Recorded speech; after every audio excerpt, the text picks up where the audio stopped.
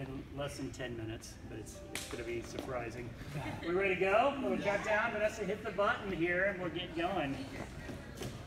So they're going. So the nice thing is, because we have now done millions and millions of consumer products over the years, when we think about a product, we want it to be as simple as possible.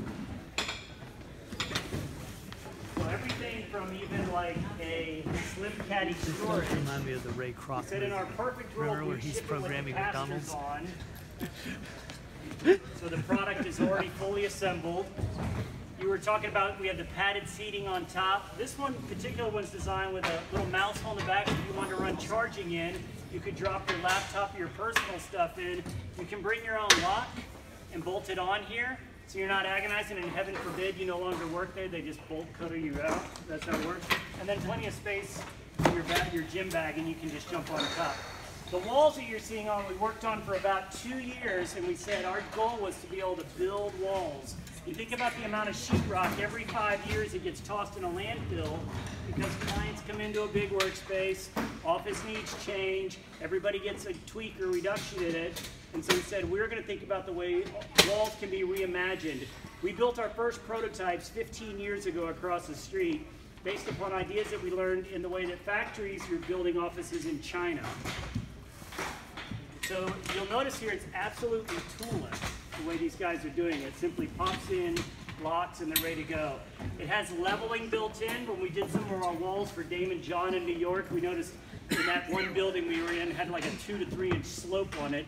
So we started learning and testing all of our prototypes. And with all of our clients, we continue to test all of our different prototypes. You're seeing them popped into marker board panels. Again, those could be swapped for frosted or clear glass.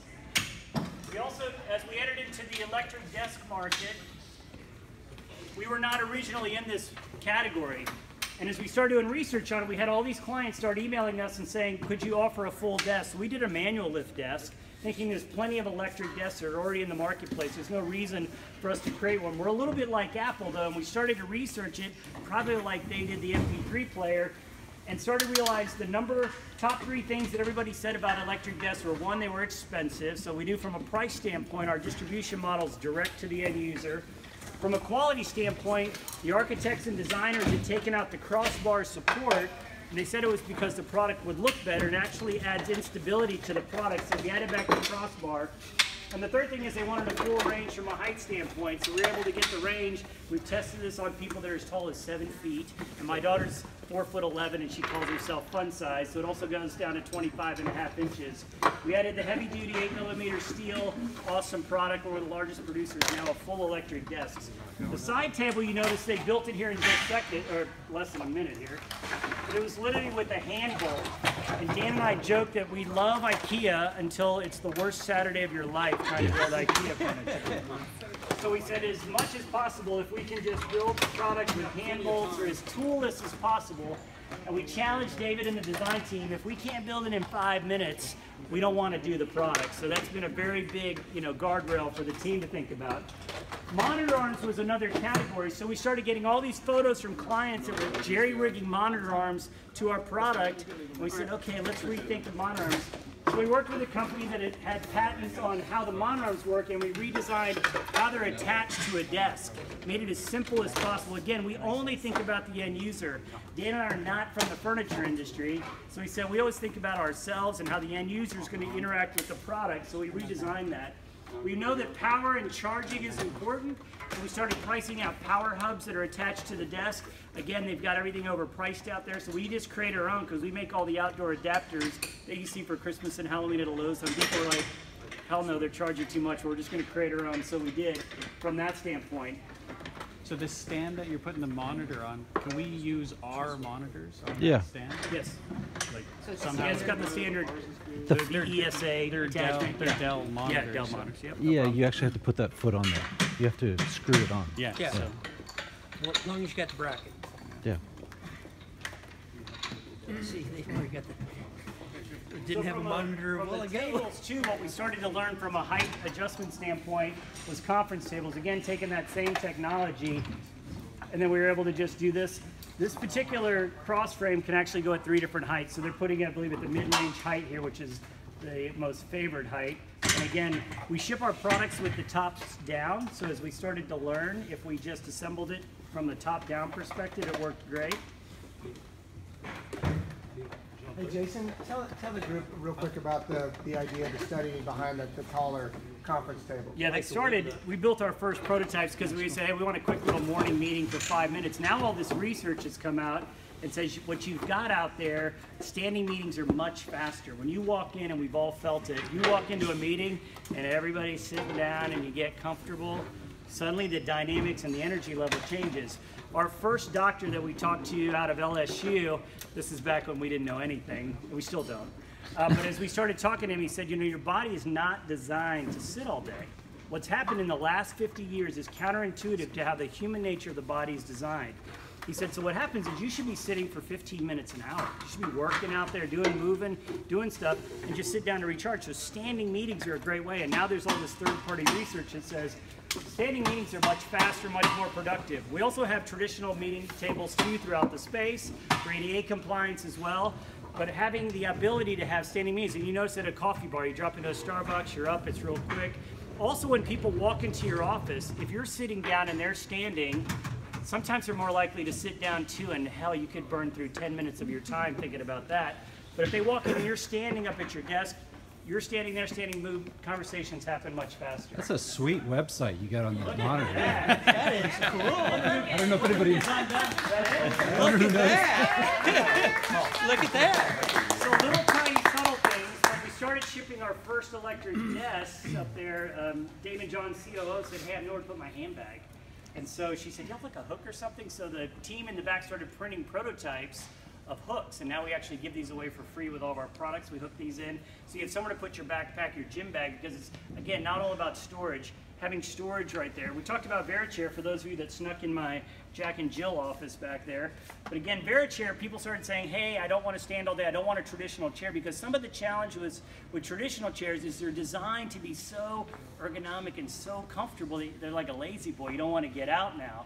So the idea for some people, and we estimate this is 20 to 25% of offices, you'll notice it even here, not everybody wants a VeriChair.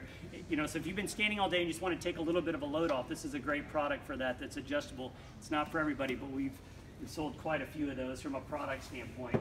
Also from a mat standpoint, if you're on concrete, even if you're on a rug, it's nice to have an anti-fatigue mat because, again, you think about just warehouse workers, anything. If you've been standing all day, my mom was a hairdresser, and so I remember those days when we first got the mats back in her salon, it changed everything. So we started doing anti-fatigue mats, and this was one of the first products that we grew outside of our product line with. And so this is where David and I were sitting there, and all these people were emailing us, do you guys have anti-fatigue mats? This is 5 years ago, and we didn't. And so we bought every single mat that was on Amazon. We started looking at them. They were slimy and smelly, and some were, you know, like, and David goes, we can create our own mats. And from a business standpoint, we make all those pumpkins, if you're at a Michael's craft store, that are carvable. And that's at the same factory that makes the soles of running shoes. So David goes, I got a much better idea for a mat. So we started creating mats and became the #1 selling mat on Amazon. So it's been, I could have a whole mat company if we wanted to. But now we started to study mats. And so this is actually an active mat, so it's got contoured edges. And you think about if you're at a bar and they have a drink rail, it actually allows you to stand just a little bit longer. But also the idea that from drafting blocks and everything, so this is the mat I use, it's an active mat that also you can move throughout the day while you're standing here. We create the task lamps, and again for LEDs, so we started pricing out lights, so we started adding our own task lamp. So it's just got 3 brightnesses, 3 different color temperatures. It can also detach and permanently attach to your desk. And the beauty is this is a great product, and it's also totally flexible. So from the walls, the conference tables, depending on your space needs, this could now be another section of workers in a different configuration. Do you have any questions about this before I pivot over to something y'all challenged us on in your design the other day? So as we were sent a design from your team, right, that we worked on with you, and this is sort of how some of your teams may be set up at some point from a 4, I don't know what y'all call this. So we pod. wanted Tony to be here, but this was a typical R&D, a small R&D team, right? I'm not sure if it applies to Mark's team as much, maybe, but this is a team of 4 people would sit in space like that. So this could be another way to configure space if you wanted to set up in 4s. We know, like from an agile standpoint, you could have 4s, 6s, 8s, just depending on what type of teams you're rolling out. From a product standpoint, So this again allows focus. So what we've done here is put privacy modesty panels. So again, if you're in the space, you start to feel a little bit of that cocooning and privacy, not as inhibitive as a traditional old cube system, but it gives you that lightness and air coming through from a space standpoint. Then you can just get out and drop into your meeting spaces. So we did incorporate this design into the space, but this we wanted to go ahead and mock one up. So this was set up in a linear format yesterday, and we flipped it into your configuration last night for your discussion this morning. It's impressive that I just sent them this diagram yesterday. Yeah. It's cool. It's built. So the idea is you can try it, and then as your business needs change, you can change the space. So again, as you guys continue to evolve your brand and all the companies, whether you're having a tackle team for a SWAT for an acquisition, you want to set up a special team on that, the space can now work for you as opposed to you're confined to the space itself.